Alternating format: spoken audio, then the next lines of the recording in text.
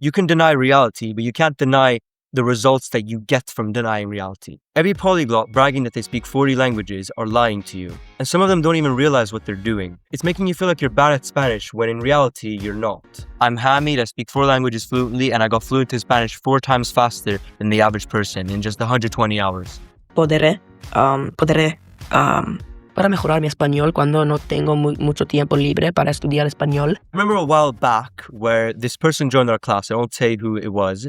But they basically claimed to speak like 6 or 7 languages fluently.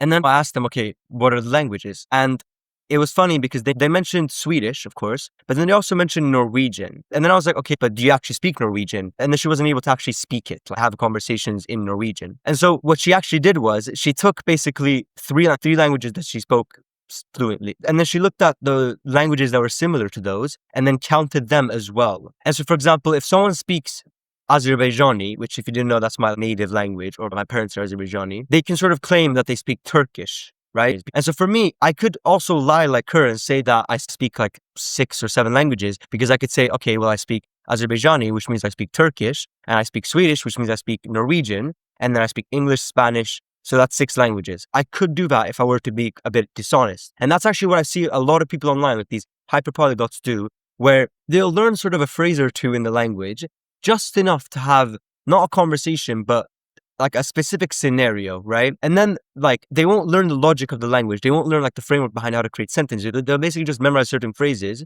such that they'll be able to have the absolute basic interaction of like ordering coffee. And a lot of them will then say that they speak those 40 languages. What happens is that dishonesty makes people like us who want to learn the language and actually speak, actually fluently, demotivates them. And so I'm not calling anyone out. I actually think like, some of the big names are legit in that they don't, when they say they speak those languages, they only mean that they reach that very, very basic level, right? So a lot of them are honest in that way. But then there are some who just genuinely say that they speak 40 languages or 30 languages fluently, yet they can't actually, have conversations with natives. And so if I were one of these people, also I would say that I speak 6 languages. But the reason I don't, and I think it's the like underlying issue here with people who claim things like these. I think because we treat fluency as a binary, right? Either you're fluent or you're not, like a light switch, right? Either you are or you aren't. When in reality, or like a scale, okay? It's not about if you're fluent or not, but rather how fluent are you? That's the question, okay? And so when we say that someone's fluent in the language, what we're really saying is that on this like continuum, there's a point where after that point, you are considered fluent. And so some people will grossly underestimate where this point is, and so other people will grossly overestimate where this point is. That leads to these 2 situations where on one hand, you have people saying that they're fluent in 40 languages and they're lying to you basically. And then there's the other hand where people are saying you have to basically be indistinguishable from a native to be able to be considered fluent, and that if you're not, then you can't ever claim fluency. You get these 2 extremes. And so in my opinion, fluency is a scale. Fluency, the point of where you can consider yourself fluent is conversations. Ask yourself this, okay? If someone can write in Spanish, is he fluent? Well, some people would say he's fluent at writing. Most people wouldn't necessarily consider that fluent. Nor would it be fluent if someone, for example, reads the language, right? Nor is it if you can understand the language. No, what people consider fluent is if you meet a native and then you can just bust out a conversation, like that back and forth, right? That's what a conversation is, okay? And so fluency was never about perfection, nor was it about memorizing certain phrases. It's about being able to have a back and forth with native speakers of that language, okay? That's the bar, okay? I remember the only time that I was sort of impressed of my Spanish teacher's Spanish was when she spoke Spanish with the other Spanish teacher, right? That was the impressive part of it. That was the actual fluency. And by the way, if you're just getting started, I highly recommend joining the Speedy Spanish Hub. It's a free community I created with a bunch of free resources and guides to help you start learning Spanish with these methods. And it'll be the first link in the description. The first point on this continuum is the conversational fluency point, okay? This is when you are able to speak with natives and have back and forths. Your Spanish is not perfect. You mess up a lot of words. You mess up a lot of grammar. You ask them how to say this word in Spanish, but you are able to have flow or fluidity in the conversation, in the back and forth. Because fluency, the word itself, right, it's related to words like flow or fluidity, right? So there has to be a flow, a continual sort of flow of words, right? And so my definition of conversational fluency is that continual flow is in the back and forth, not necessarily in just your speech. You can still speak slowly and still be fluent. If you look at interviews of like some celebrities, like if you've seen like Harry Styles, he speaks very slowly. For other, celebrities, they speak very, very slowly when they speak English even, yet they're still fluent. Why? Because in the conversation, there's still a continual flow of words. There's still a back and forth. And so it doesn't necessarily mean you have to be constantly yapping. It just means you're able to have this continual flow in the conversation. You can also attribute other points on this sort of scale. If I saw a recent video of a YouTuber went viral where this guy said like 7 levels of fluency, and he had like these 7 levels. You could absolutely have those like 7 levels on this continuum, right? And that's obvious, and that's like a fun idea to sort of exercise. But in my opinion, there's only 2 productive points of fluency. So the first one is conversational, and the second one is what I like to call native fluency, which is where you're indistinguishable from a native. These 2 points, the reason why I consider them the 2 most productive or useful points on this sort of scale is because conversational fluency requires like less effort than native fluency, yet the benefits you get when you reach conversational fluency that completely outweigh the benefits you'll get from going from conversational fluency to native fluency. And I like to call this the effort discrepancy between reaching conversational fluency and reaching native level fluency. Because reaching conversational fluency doesn't take nearly as much effort as it does to reach native level fluency, right? It takes way more effort to reach native level fluency. Yet the results you get from achieving conversational fluency vastly outweighs the results you get from reaching native level fluency. And so what this means is for your goals is that when you say you want to get fluent, what a majority of people really mean is that they want to reach conversational fluency, meaning they want to have basically a fluent back and forth with a native, a back and forth flow. Okay. And, there can be mistakes, there can be pauses, there can be stutters. All that can happen. If you didn't know, I edit my videos, and holy shit, I stutter so much in these videos. The flow gets broken so much, right? It happens in all languages. Okay. I think this standard that a lot of people have for fluency, a lot of people it's very weird, right? Some people either grossly overestimate it and others grossly underestimate it. I just think we should look at what the general public agrees to be fluency, which for the vast, vast majority of people, if you can bust out a conversation, that's fluency. Simple as that. If my Spanish neighbor says hi to me and I can speak to him for 30 minutes purely in Spanish, that means I'm fluent. Did I make mistakes when I spoke to him? Yes. Did I have pauses or points where I didn't really understand him? Yes. But does that make you not fluent? No. If there's flow, if there's a back and forth in the conversation, that is fluency. In fact, I'll tell you something interesting. My parents are immigrants from Azerbaijan. They came to Sweden. And Azerbaijan is like a country next to Turkey. It's Eurasian, right? Between Europe and Asia. And the Azerbaijani language, I grew up speaking it, right? But I didn't read or write at all because I grew up in Sweden. And so I grew up, learning English and Swedish. And so I never knew how to read or write Azerbaijani. But despite that, I still spoke it fluently, like fluently in the sense of speaking with family and stuff, right? Growing up, when I spoke Azerbaijani, even though I'm still considered, completely fluent, of course, my grandparents and stuff, they don't speak their Swedish is kind of okay, and their Swedish is not that good, and they don't speak any English. And so I'm able to completely communicate with my grandparents, yet I still have to replace a lot of the words that I don't know in Azerbaijani with Swedish words, because that's just the way that I grew up. That's just the way I grew up with speaking with my parents. For example, we'll basically speak Azerbaijani, and then when I don't know how to say something in Azerbaijani, which is very often, then I'll either switch to Swedish completely or I'll mix Swedish and Azerbaijani. Despite that, I'm still considered fluent in Azerbaijani, and so it shows that fluency was never perfection. It was just conversations. Fluency requires flow, but it doesn't require perfection. Okay. Now, if we're talking about native level fluency, yes, there's a lot more sort of perfection elements there, where your accent really has to be good and your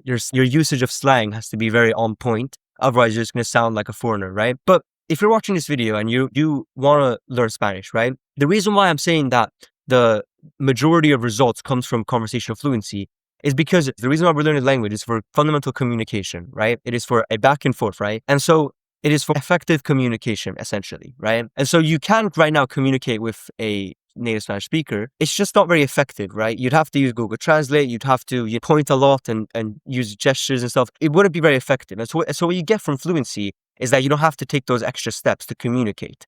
And so what that means is the communication results you get from the language don't come from sounding perfect, but rather from having conversations, from having effective conversations, effective back and forths. And so when these hyperpolyglots online say that they speak 40 languages fluently, what's really happening here is that their point of fluency is grossly underestimated. And so because no one thinks that fluency is that low down, people like us are thinking, oh, he's at that level, he's lying, right? Either a lot of people will say that he's lying, but a lot of people actually fall for it, right? Now, on the opposite side, there are people who come to my channel and say, oh, you're lying about being fluent in 4 languages. And so there, it's like they're grossly overestimating the sort of line for fluency. Because if you didn't know, because I'm ethnically Azerbaijani, my family is Azerbaijani, my first language is technically Azerbaijani. But despite that, it's, in my opinion, one of my worst languages. It's like my 3rd best language in my opinion. And I would actually rank my English as number 1 and then my Swedish as number 2. Yet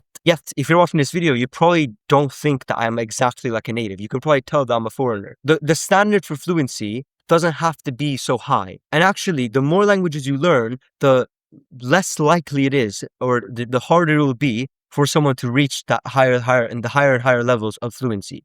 Because of a concept called essentialism, which essentially is that, like, whenever you split your attention, whenever you do something new, you're taking all the time and effort and resources that you were putting into one thing, and you're cutting it in half and putting it to the other thing, okay?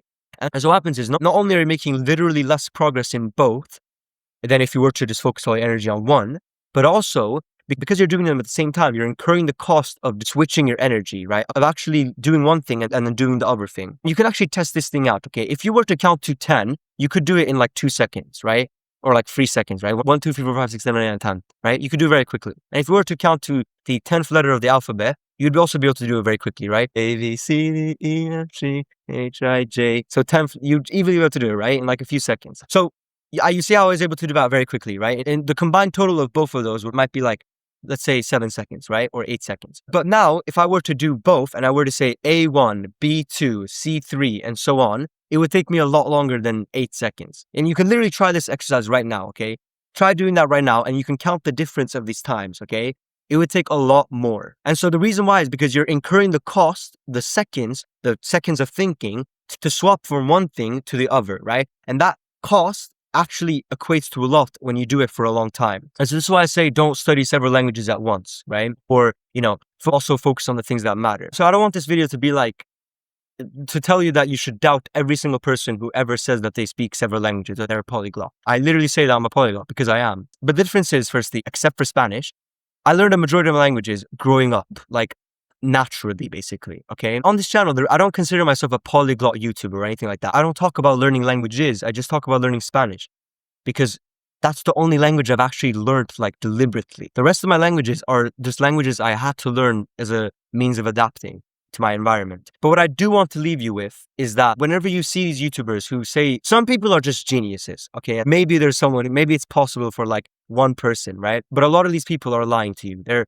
selling this like idea that you can get fluent in all these languages so quickly, when in reality, they just memorized a bunch of phrases and never actually learned the logic of the language, okay? Because in this class, for you to be able to have a back and forth with a native, you actually have to have a blueprint, a system, a logic to be able to create sentences on the fly. And that doesn't just come, in one day. That is something you have to develop. It's a Spanish brain that you're developing. And so that brain gets developed over time throughout the hours, right? And so on the flip side, a lot of people doubt and say, oh, you didn't get fluent in 120 hours. That's impossible. When they fail to understand, firstly, that I only focused on conversations, no reading or writing. I already spoke 3 languages fluently. I didn't focus on any memorizing like flashcards or conjugation charts. I just focused on conversations.